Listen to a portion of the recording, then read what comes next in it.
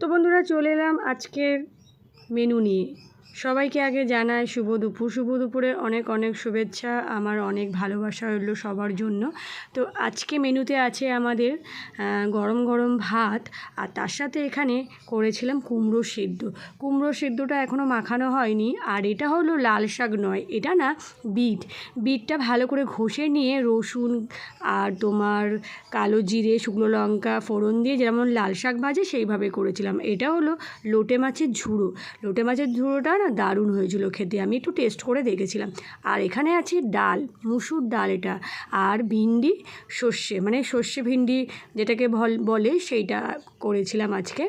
আর তার সাথে এখানে করেছিলাম কই মাছের তেল ঝালটা তো দেখে মনে হচ্ছে দারুণ হয়েছে, খেতেও দারুণ টেস্ট হবে।